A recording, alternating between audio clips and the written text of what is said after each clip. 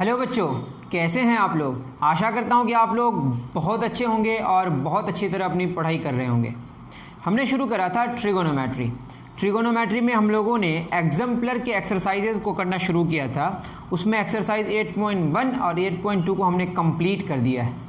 और अगर आपने थ्योरी नहीं देखा है तो डिस्क्रिप्शन में थ्योरी गिवन है, जो पहली वाली थ्योरी है उसको देखें, और अगर आपको लगे कि और एडवांस जानना है तो थ्योरी 2 को भी देखें। ठीक है, तो हम लोग एक्सरसाइज 8.3 एग्जाम्पलर से शुरू करते हैं क्लास 10 का, जो कि ट्रिगोनोमेट्री से बिलोंग करता है।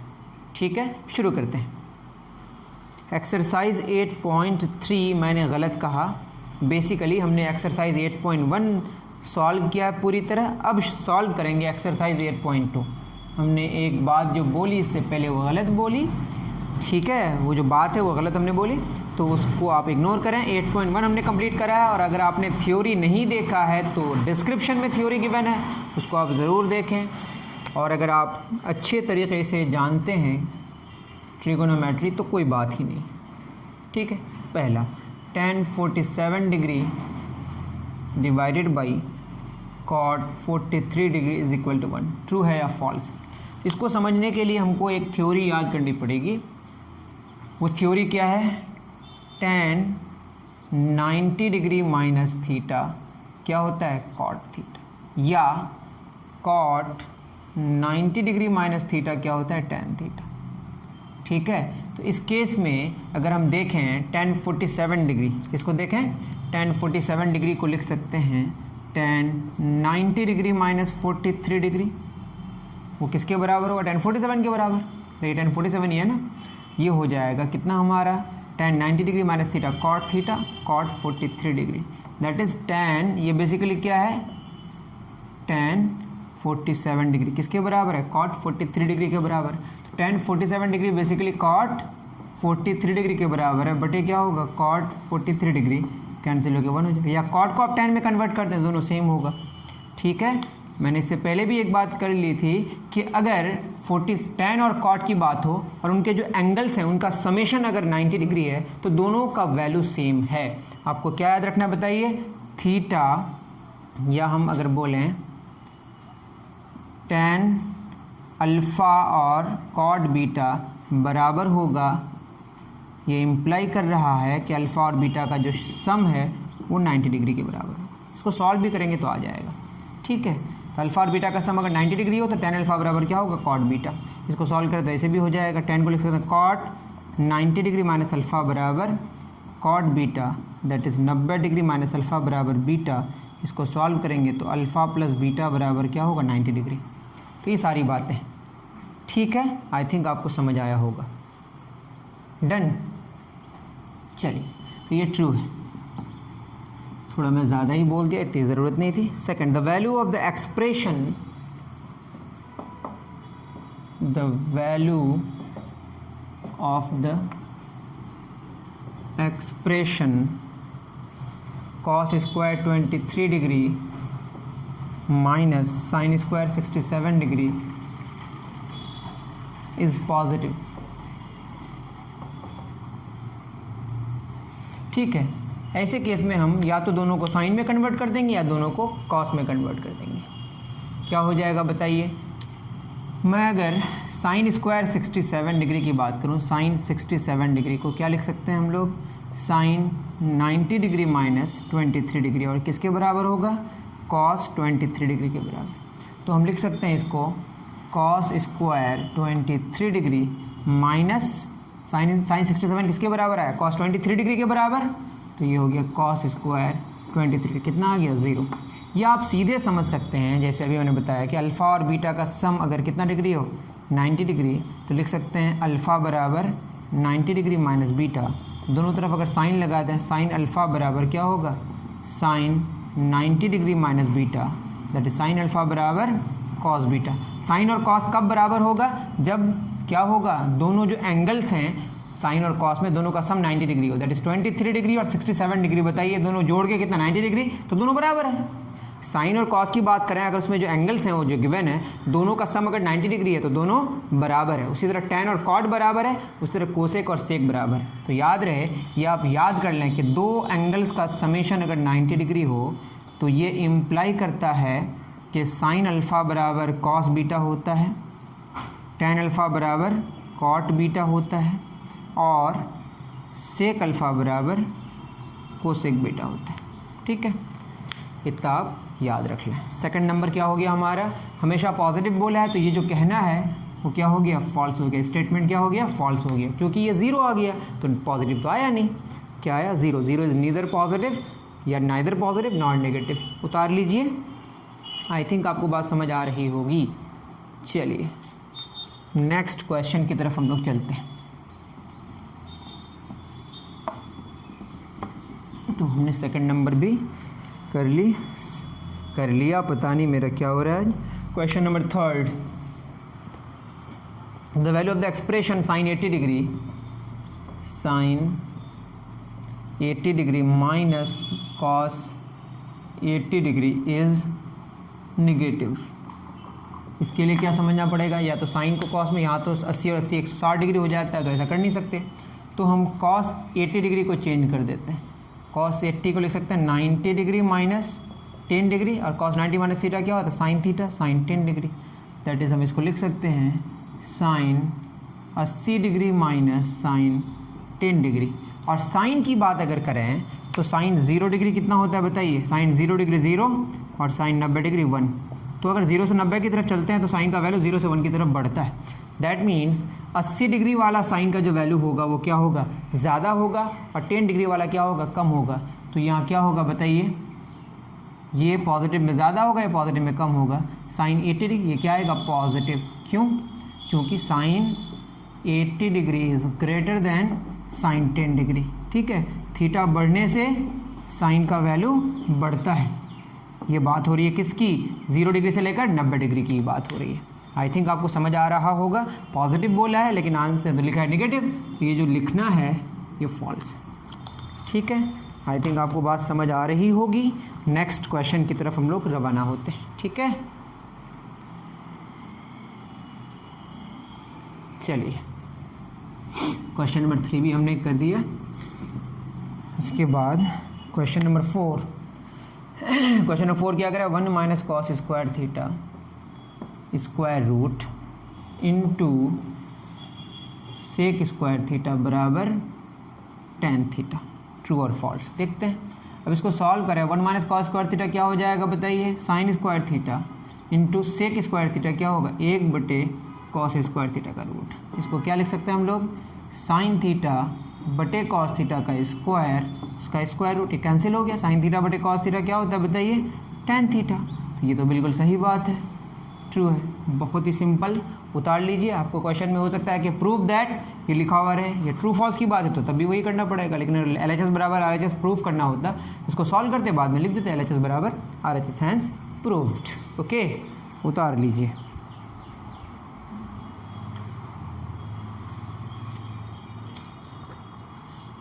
चलिए डन। क्वेश्चन नंबर 4 भी हमने कर दिया। किस क्वेश्चन नंबर 4 हो गया। 5 शायद इस तरह का क्वेश्चन मैंने 8.1 में भी कराया है। If cos a plus cos square a, if cos a plus cos square a बराबर 1, then sine square a plus sine raise to the power of 4a is equal to 1।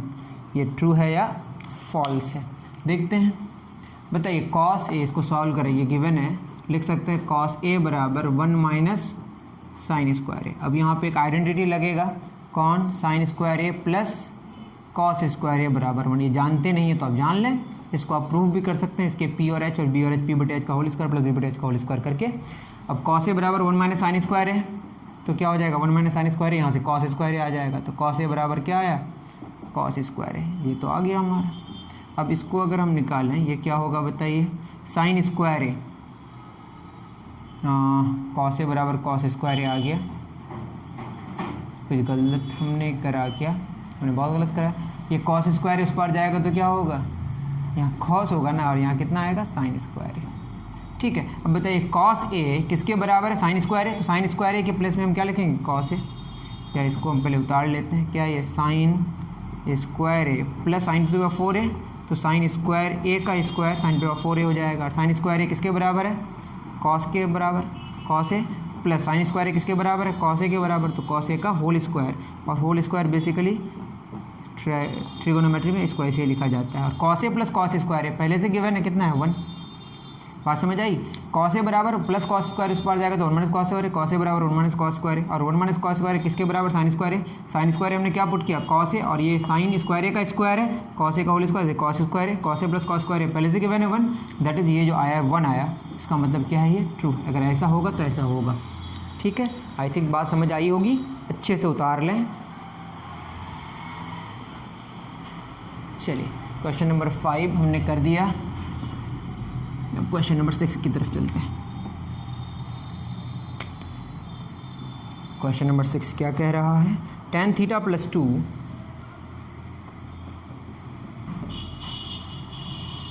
tan theta plus 1 is equal to 5 tan theta plus sec square theta, true है या false. इसके लिए LHS बराबर RHS देखना पड़ेगा, अगर है तो ट्रू है वरना फॉल्स है।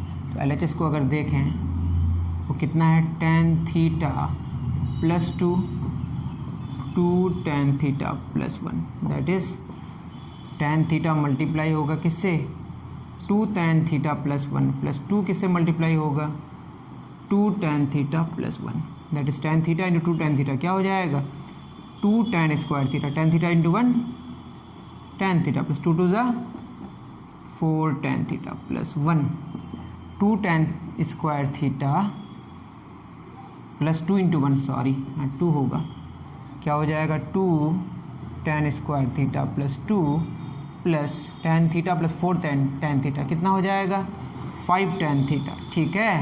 2 common, tan square theta plus 1 plus 5 tan theta. इसमें एक हमें आइडेंटिटी की ज़रूरत पड़ेगी, वो आइडेंटिटी ये है, sec square theta minus tan square theta बराबर 1, that is sec square theta बराबर होगा 1 प्लस tan स्क्वायर थीटा, और 1 प्लस tan स्क्वायर थीटा किसके बराबर है, सेक स्क्वायर थीटा के बराबर, प्लस 5 tan थीटा। तो वहाँ पे क्या है, sec square theta plus 5 tan theta है, 2 सेक स्क्वायर थीटा, वहाँ सेक स्क्वायर थीटा है, तो अगर वहाँ 2 मल्टीप्लाइड होता सेक स्क्वायर थीटा में तब ये ट्रू होता, वरना ये फॉल्स है, इसमें कोई शक नहीं है, ठीक है। उतारिए, चलिए इसको उतारिए, फिर हम लोग आगे बढ़ते हैं।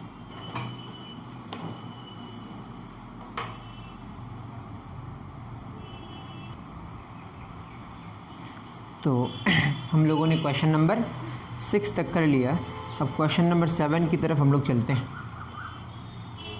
क्वेश्चन नंबर 7 क्या कह रहा है, आप पढ़िए।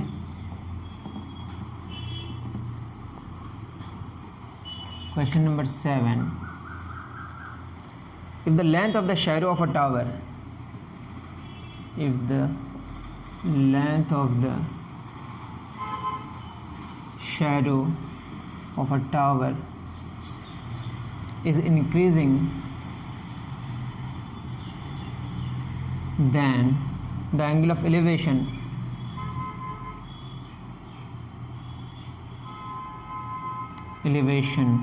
of the sun is also increasing, of the sun is also increasing। तो यहाँ पे है क्या क्वेश्चन बताइए, length of the shadow of a tower, एक टावर है, यहाँ पे मान लेते सन है ना, और इसका ये शेडो, ये टावर है, ठीक है, और ये शेडो का लेंथ देख रहे हैं ना, ये शेडो, और ये जो एंगल बन रहा है इसको बोलते हैं एंगल ऑफ एलिवेशन। क्या बोलते हैं इसको, एंगल ऑफ एलिवेशन। ये मान लेते हैं थीटा है, टावर की हाइट मान लेते हैं कितनी है, एच जो फिक्स्ड है, और ये एक्स है जो वेरिएबल है, ठीक है। Length of the shadow increasing, तो tan थीटा बराबर क्या होगा, एच बटे एक्स परपेंडिकुलर बटे बेस।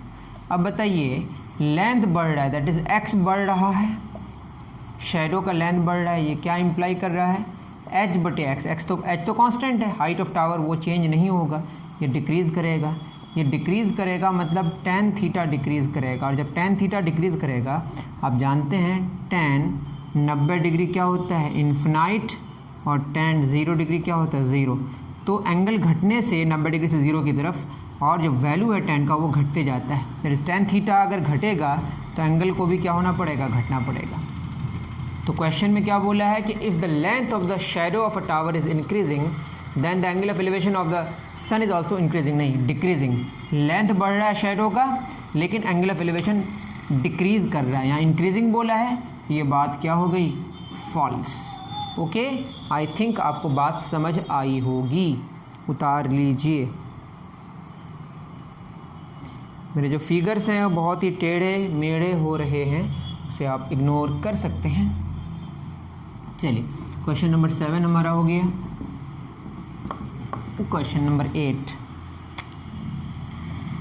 क्वेश्चन नंबर 8 क्या कह रहा है, if a man standing on a platform 3 meters above the surface of a lake observe a cloud and its reflection in the lake। लिख लेते पहले, if a man is standing on a platform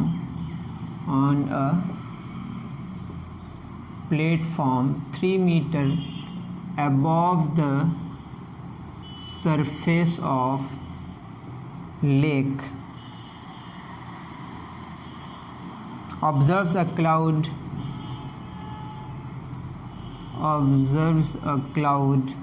and its reflection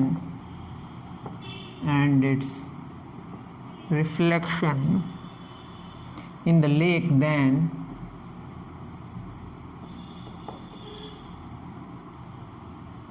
angle of elevation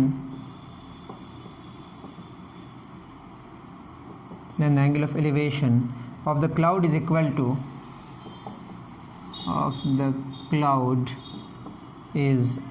the angle of elevation is equal to the angle of depression of its reflection। अब question को आप पढ़ें अगर ध्यान से तो आपको कुछ बातें यहाँ पे नज़र आएंगी। वो क्या बात है, if a man standing on a platform, एक प्लेटफॉर्म में है ना, वो लेक से, एक लेक है यहाँ पे है ना, ये लेक है नीचे, ये लेक है ना, और यहाँ पे वो 3 मीटर ऊपर है ना, ये 3 मीटर ऊपर सरफेस ऑफ अ लेक, ये सरफेस ऑफ लेक है। ऑब्जर्व अ क्लाउड, क्लाउड को ऑब्जर्व कर रहा है, यहाँ पे कहीं पे क्लाउड है, ठीक, और ये क्लाउड मान लेते हैं कि यहाँ पे क्लाउड है और ये x मीटर ऊपर है, तो क्लाउड इस सरफेस से कितना मीटर ऊपर है बताइए, x + 3 मीटर ऊपर है। तो ये जो हमारा लेक है, इस लेक में इसमें का जो रिफ्लेक्शन होगा वो कितना मीटर नीचे होगा, x + 3 मीटर। मेरी बात समझ आ रही है। लेकिन इस बंदे की आँख तो यहाँ पे ना मानेंगे, हमारा चमत्कारी आँख है, मानते हैं कि जो आँख है वो बस सर के ऊपर है, लेकिन थोड़ा नीचे होता है, उसको आप इग्नोर करें, ठीक है। यहाँ से ये जो एंगल ऑफ, ये वाला जो एंगल है ये मान लेते हैं एंगल अल्फ़ा है, और ये जो यहाँ पे है रिफ्लेक्शन, इसका रिफ्लेक्शन यहाँ पे होगा, यहाँ पे क्लाउड है और यहाँ पे रिफ्लेक्शन, ठीक है। और ये जो एंगल होगा इसको हमने क्या मान लिया, बीटा। तो दोनों क्या बोला है कि बराबर होगा अल्फ़ा और बीटा। ये बराबर तब होता जब यहाँ से बात होती, ठीक है। लॉ ऑफ रिफ्लेक्शन भी यही कहता है। लेकिन इसको अगर हम ट्रिगोनोमेट्री के हिसाब से सॉल्व करने की कोशिश करें तो tan अल्फ़ा क्या होगा बताइए, tan अल्फ़ा हो जाएगा आपका x बटे, इसको हम क्या मान लेते हैं y, ये y होगा तो ये भी पूरा y होगा। tan अल्फ़ा क्या होगा बताइए, x बटे y। उसी तरीके से tan बीटा की बात करें अगर तो ये कितना है बताइए, x + 3, ये x है और ये x + 3 है, ठीक है। तो tan बीटा हो जाएगा x + 3 बटे y। तो इसको क्या लिख सकते हैं बताइए, tan अल्फ़ा और tan बीटा कैसे बराबर होगा, इसको हम लिख सकते हैं tan beta is equal to x बटे y + 3 बटे y, और tan बीटा बराबर x बटे y कितना हो गया बताइए, tan अल्फ़ा + 3 बटे y। अगर ये y का वैल्यू 3 होता, नहीं, y का वैल्यू क्या होता है, इन्फिनाइट होना पड़ेगा। y का वैल्यू कितना होना पड़ेगा, इन्फिनाइट, तब ये 0 हो जाएगा, जो कि पॉसिबल नहीं है। y एक फिनाइट वैल्यू है, ये इम्प्लाई करता है कि tan beta is not equal to tan alpha. ये तब होता जब ये होता ही नहीं होने के लिए y का वैल्यू को क्या होना पड़ेगा, इन्फिनाइट, जो कि पॉसिबल नहीं। इम्प्लाई कर रहा है कि अल्फ़ा और बीटा बराबर नहीं है, और यहाँ चूँकि बोला है बराबर है, इसीलिए जो स्टेटमेंट है वो क्या है, फॉल्स है। ये ट्रू कब होता, जब एंगल यहाँ से होता, ठीक है, ये सेम होता। हम सिमिलैरिटी से भी इसको प्रूव कर सकते हैं, आप कर लीजिएगा, मैं इसको छोड़ रहा हूँ आपके लिए, सिमिलैरिटी या कॉन्ग्रुएंसी से, ठीक है। चलिए क्वेश्चन नंबर 9 के लिए एक स्पेशल बात हमें जाननी पड़ेगी, उसको बोलते हैं अरिथमेटिक मीन और जियोमेट्रिक मीन, ठीक है। छोटी छोटी बातें बताएंगे, आपको घबराने की ज़रूरत नहीं है।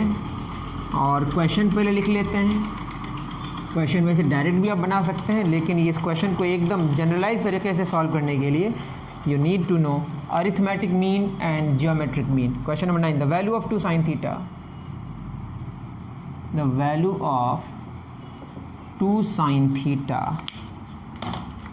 value of 2 sin theta can be a plus 1 over a, where a is positive number और a का वैल्यू 1 के बराबर नहीं। a का वैल्यू 1 होता तो क्या होता, ये मैं यहाँ पे एक बना ही देता हूँ। a का वैल्यू 1 होता तो क्या होता, 1 plus 1 over a, 1 over 1, that is 1 plus 1 कितना हो जाता, 2। और साइन का मैक्सिमम वैल्यू क्या होता है, 2 sin theta. Sine theta maximum कितना होता है, 2 इंटू 1 2। तो ये साइन का मैक्सिमम वैल्यू कितना होता है, 2, जो कि पॉसिबल है। 2 ही एक नंबर है जो साइन का वैल्यू हो सकता है, बस सॉरी, साइन का वैल्यू मैक्सिमम वैल्यू 1 होता है, साइन 90 डिग्री 1 इंटू 2 होता है। 90 डिग्री में साइन का वैल्यू 1 पॉसिबल है, मतलब 1 होता है, 1 इंटू 2 होता है। उसके अलावा साइन का मैक्सिमम वैल्यू 1 है, उससे ज़्यादा तो नहीं हो सकता। दैट इज़ ये जो वैल्यू है a प्लस 1 ओवर a, अगर ये 2 से ज़्यादा है, 2 के बराबर कब होता है, जब a का वैल्यू 1 होता। अब a का वैल्यू आप कुछ भी पुट कर लीजिए, a का वैल्यू आप अगर 0.2 पुट करते हैं तो क्या हो जाएगा, a plus 1 over a, that is 0.2 plus 1 over 0.2, ये हट के 10 हो जाएगा, 0.2 प्लस 5 दैट इज़ 5.2। किसी भी हाल में कोई भी पॉजिटिव नंबर लेंगे आप, 1 से बड़ा अगर लेंगे आप a का वैल्यू, कुछ भी लें, whatever you want to take, वो हमेशा, जैसे a का वैल्यू हम 0.5 लें, 0.5 बट 1/0 कितना हो जाएगा, ये यहाँ हो जाएगा 0.5 प्लस 2 दैट इज़ 2.5।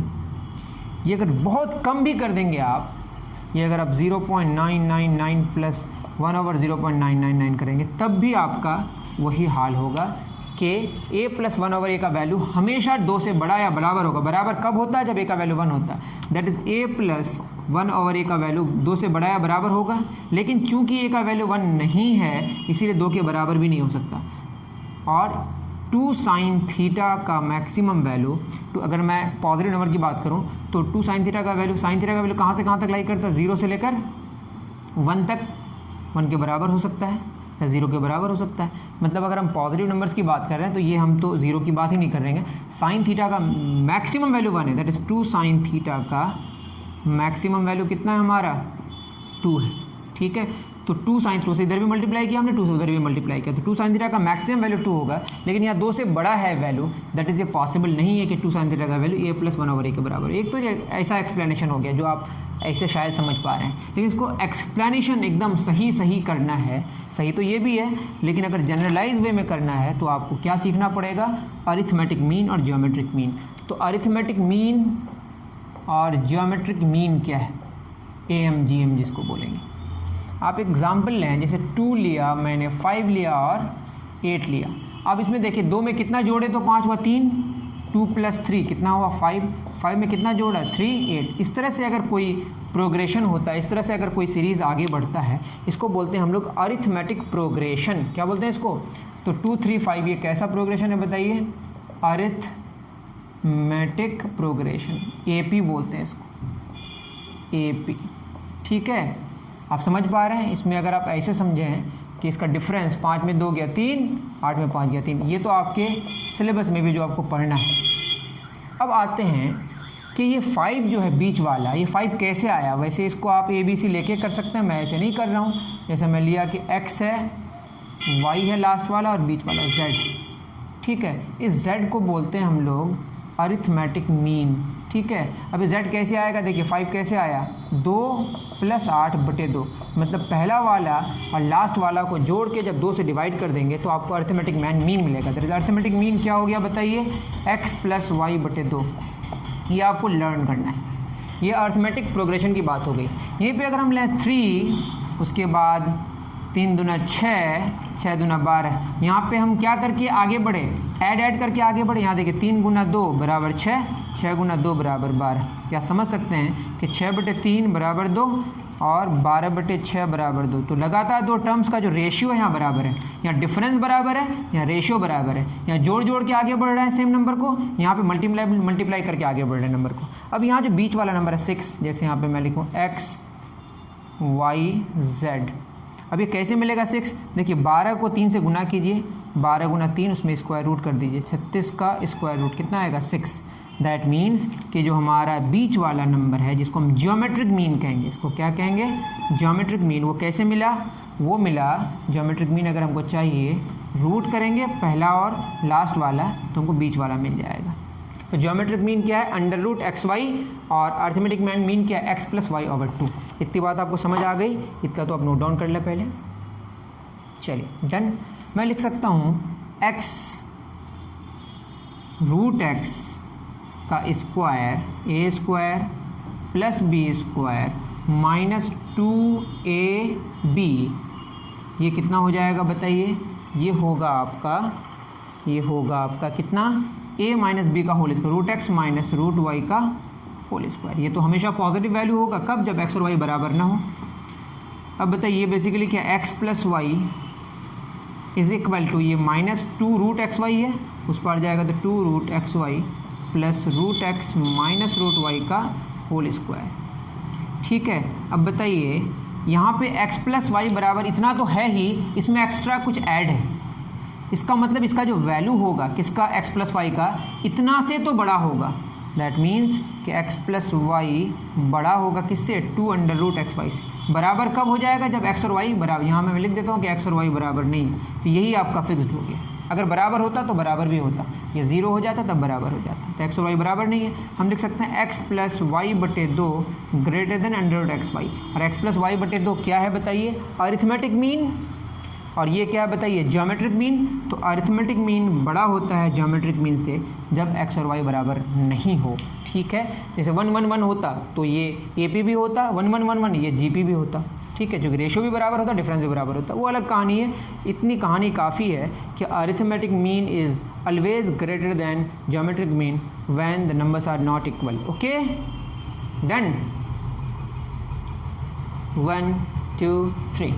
तो AP बेसिकली बहुत सिंपल है, आप टेंशन लेते हैं शायद, ले रहे हैं शायद, बट लेने की कोई आवश्यकता नहीं है। तो A और A/A का AM अगर निकालें, ये क्या होगा, A + 1/A/2, और GM क्या हो जाएगा, A × 1/A का स्क्वायर रूट, ये क्या आएगा 1, और AM किससे बड़ा है, GM से, क्योंकि ये बराबर तब ना होता जब A का वैल्यू 1 होता, 1 और 1/A 1, 1/1 1, 1 1 बराबर हो जाता, तब ऐसा होता। यहाँ पे तो बराबर होने का कोई चांस ही नहीं है दोनों नंबर्स। तो AM क्या हो गया बताइए, A + 1/A/2 greater than GM 1, that is A + 1/A 2 से बड़ा है। और 2 sin थीटा का वैल्यू हमेशा किससे छोटा होगा, 2 से छोटा या बराबर होगा, 2 से बड़ा हो नहीं सकता, और ये 2 से बड़ा होगा।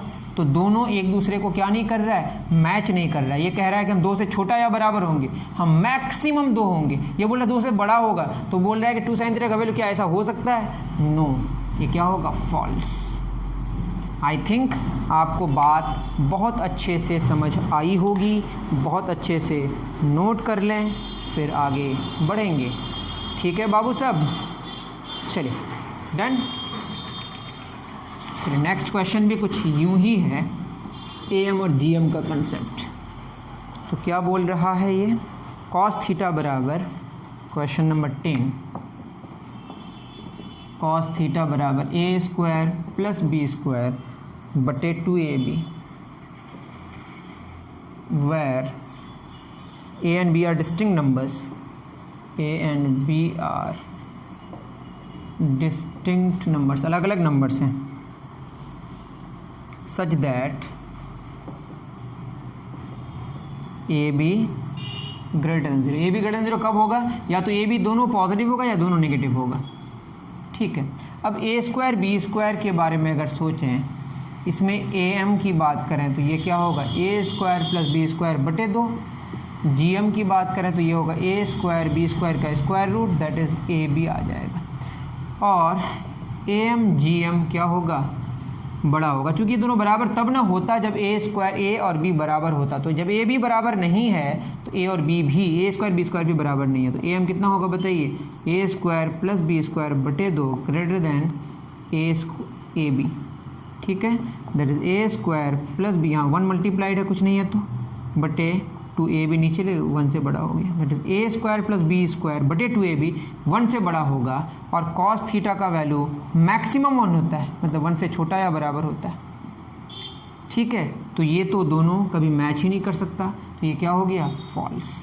बात समझ आई? कॉस थीटा का वैल्यू मैक्सिमम 1 होता है और ये बोला है कि a square plus B square 2b 1 से बड़ा होगा। 1 से बड़ा मतलब ये कॉस थीटा कभी ऐसा हो ही नहीं सकता, जो कॉस का वैल्यू 1 से बड़ा हो नहीं सकता। That means the statement which is given here that is false, बिल्कुल फॉल्स, इसमें कोई शक नहीं है। चलिए, क्वेश्चन नंबर 10 हो गया हमारा। अब क्वेश्चन नंबर 11 की तरफ रवाना होते हैं। क्वेश्चन नंबर 11 क्या कह रहा है? The angle of elevation of the top of a tower is, the angle of elevation of a top of a tower is 30 degree if the height of the tower is doubled. If the height of the tower is doubled, then the angle of elevation, then the angle of elevation of its top will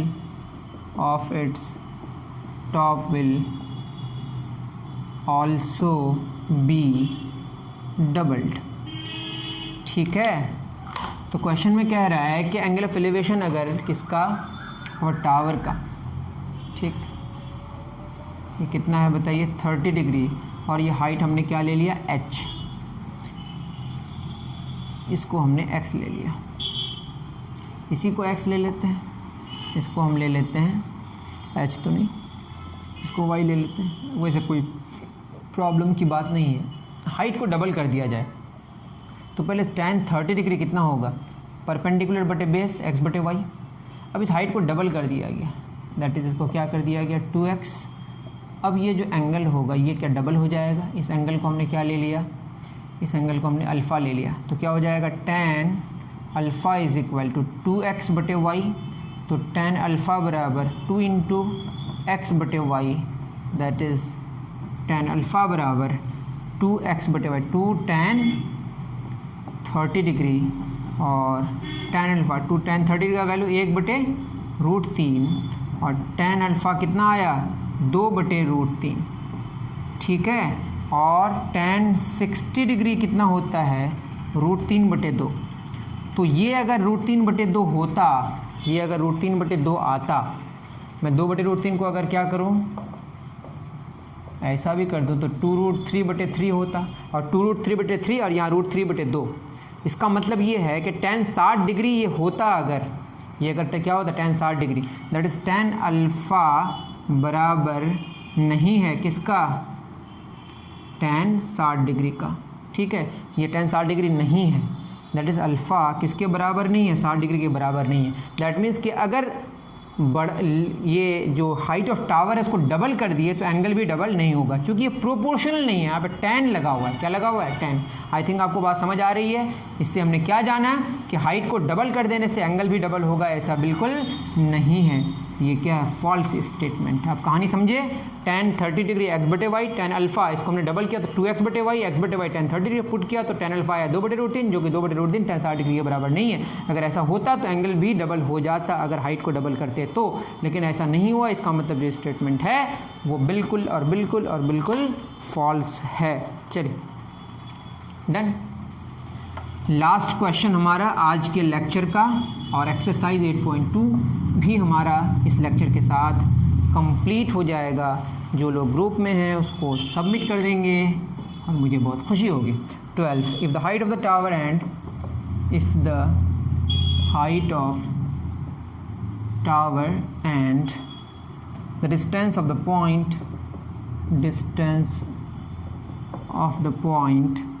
of observation from its foot both are increased by 10%, then the angle of elevation of its top remains unchanged। ठीक है, क्या है इसमें बताइए। If the height of the tower and distance of the point of observation, ये height of tower है, ठीक है, और ये फुट ऑफ टावर से जो ऑब्जर्वेशन वाला पॉइंट है ये थीटा है, ये मान लेते हैं एक्स है, तो tan थीटा क्या हो जाएगा बताइए, h बटे एक्स। अब इसको थोड़ा बढ़ा दिया गया, ठीक है, 10% ऑफ h, इसको भी कितना बढ़ा दिया गया, 10% ऑफ x। अब जो नई वाली सिचुएशन होगी वो कुछ ऐसे होगी। अब जो ये एंगल होगा ये, इसको अल्फ़ा मान लेते हैं, ठीक है, tan अल्फ़ा क्या हो जाएगा, h प्लस 10% ऑफ h बटे x प्लस 10% ऑफ x। इसको अगर आप सॉल्व करेंगे तो ये हो जाएगा 110% ऑफ h बटे 110% ऑफ x।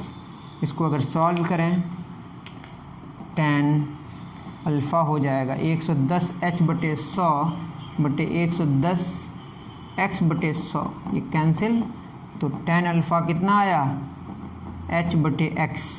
तो tan अल्फ़ा h बटे x और tan थीटा h बटे x, that is tan theta बराबर tan alpha, that is theta बराबर क्या आया, अल्फ़ा। वैसे भी समझ आ रहा था देख के ही, तो ये ट्रू, ठीक है।